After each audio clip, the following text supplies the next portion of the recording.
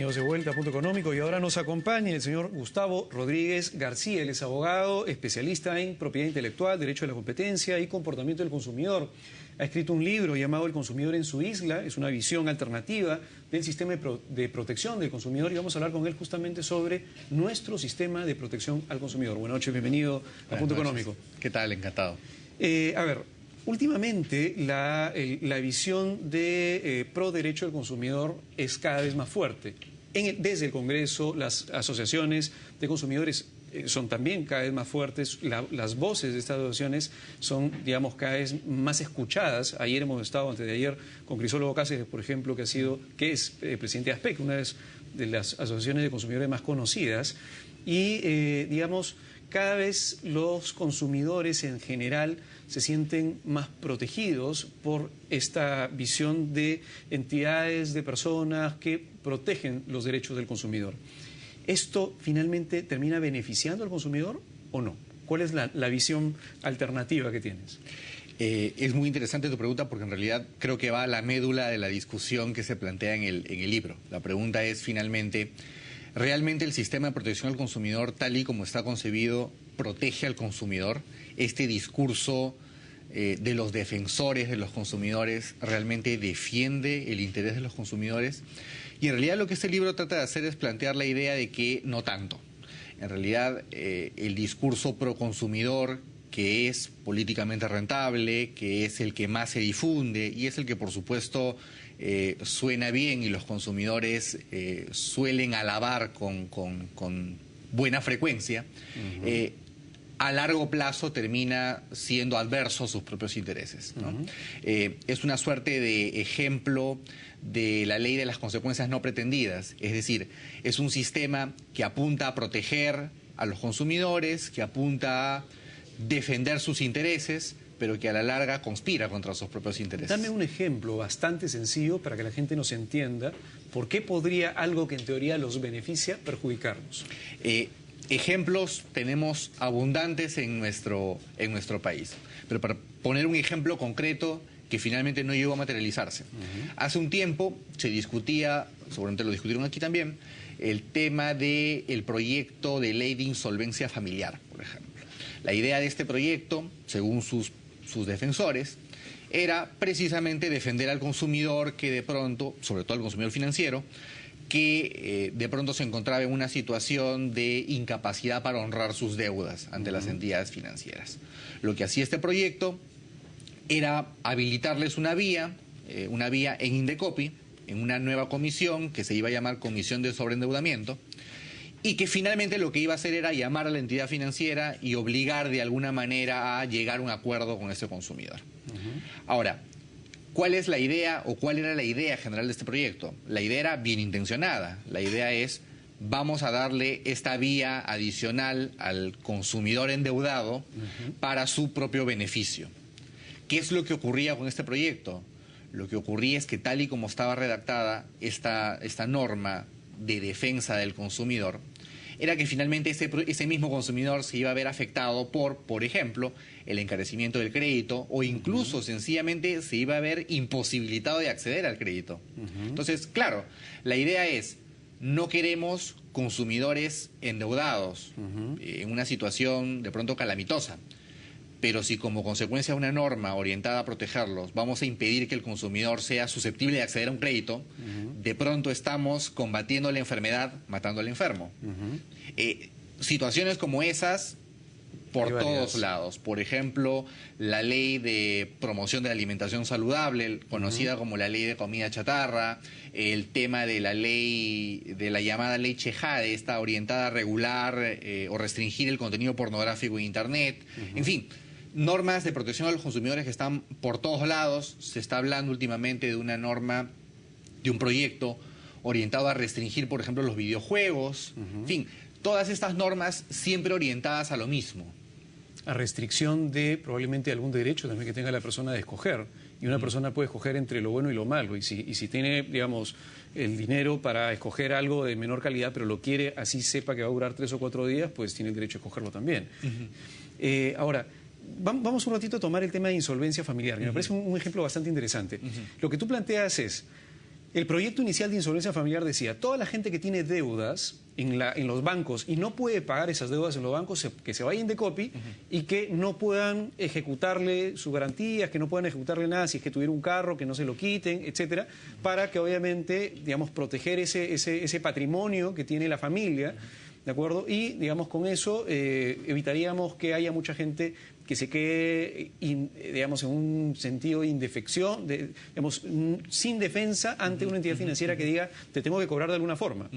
El problema es que no solamente se le genera un problema a este único consumidor, sino a todos los consumidores, porque los bancos van a decir, bueno, está bien, pero si esto va a ser el problema, entonces cada vez voy a tener que mirar con mucho más detalle a las personas y por lo tanto si una persona en realidad tiene probabilidad de 50% de que no me pague, prefiero no prestarle, porque si bajo esta ley le presto y al final termina con este problema, entonces no voy a poder recuperar el dinero que es de los ahorristas y va a haber probablemente un problema sistémico increíble. Entonces al final termina afectándole a toda la gente y lo que podría verse como que algo bueno para un consumidor termina afectando a todo el sistema. Y el mensaje es el siguiente, y es un mensaje bien poderoso y bien importante. Cada afectación, cada costo o sobrecosto que se le impone a un proveedor es un sobrecosto que de alguna manera va a redundar en el consumidor. Por algo el libro se llama El consumidor en su isla. De alguna manera lo que el título trata de combatir es esta idea de que el consumidor es un ser aislado y que está exento de la dinámica del mercado. Más bien la visión es proveedores y consumidores tienen una dinámica conjunta y se necesitan mutuamente. Lo que le pasa al consumidor afecta al proveedor y lo que le pasa al proveedor afecta al consumidor.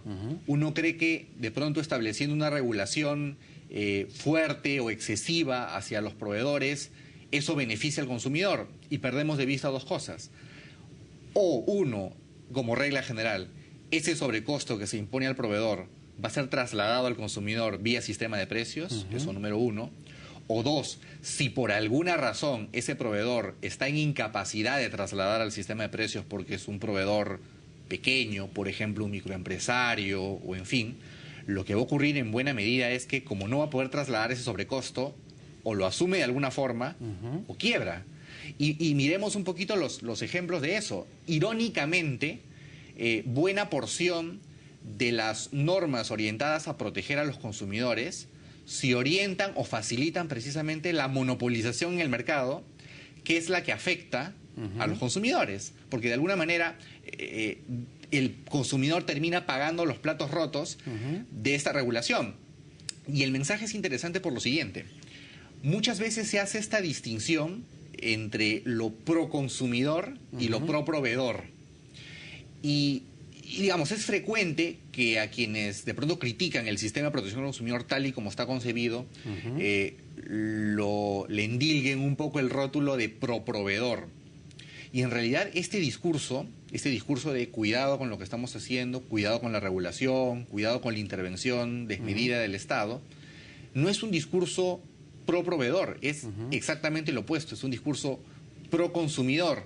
Si notamos precisamente los efectos que ocurren en el mercado real, son precisamente estas normas de defensa de los consumidores que tanto se vienen defendiendo, pro-proveedores, porque alientan la monopolización en el mercado y la afectación a los consumidores. Para que la gente nos entienda un poco y resumiendo lo que está diciendo, eso quiere decir que, por ejemplo, si se da una ley que dice, hay un mercado que vende vasos, ¿de acuerdo? Y hay 10 empresas que venden vasos, de las cuales son 3 grandes y hay 7 pequeñas.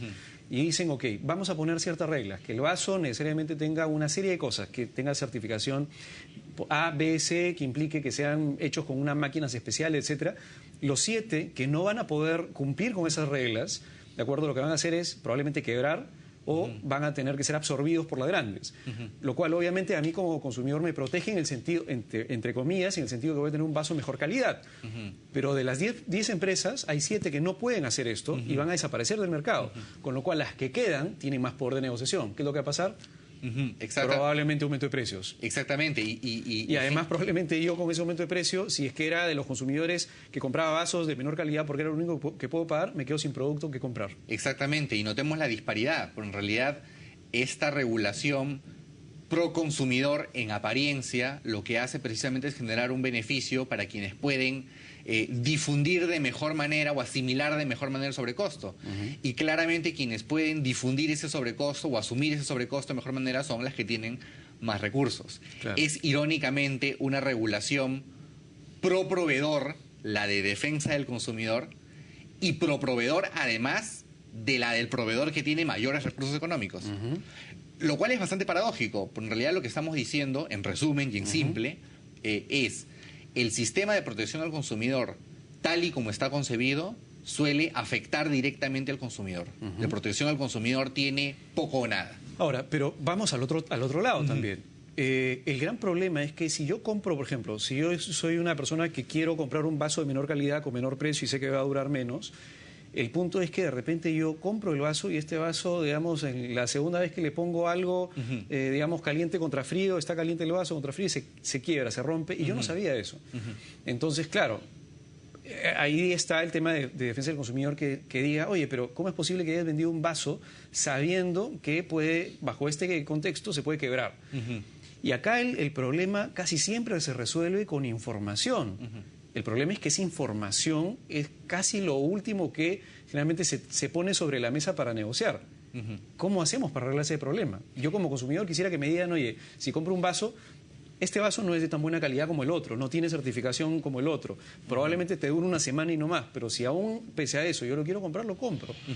La discusión es bien interesante porque en realidad coincido en el sentido de que lo importante es que el consumidor esté informado, porque además eso hace a su derecho a elegir y a elegir adecuadamente. Creo que el punto de política pública relevante respecto de la revelación de información es cómo se induce a esa revelación de información. Fundamentalmente hay dos formas. Mediante un esquema de revelación de información mandatoria, es decir, el Estado obliga a revelar ciertos contenidos mínimos de información, cosa que en general no ha funcionado, o se generan incentivos para revelar información en aquellos ámbitos en los que no existe un incentivo natural. Como regla general, los proveedores tienen incentivos naturales para revelar información respecto a sus productos o servicios. He ahí, por ejemplo, la gran importancia de la publicidad. La publicidad como mecanismo de revelación de información es importantísimo. Y ahí también por qué es tan pernicioso y contraproducente, por ejemplo, limitar o distorsionar la actividad publicitaria. Y la otra cara de la moneda es si la política pública le permite a las empresas voluntariamente revelar información que les permita competir. ¿Y por qué digo esto?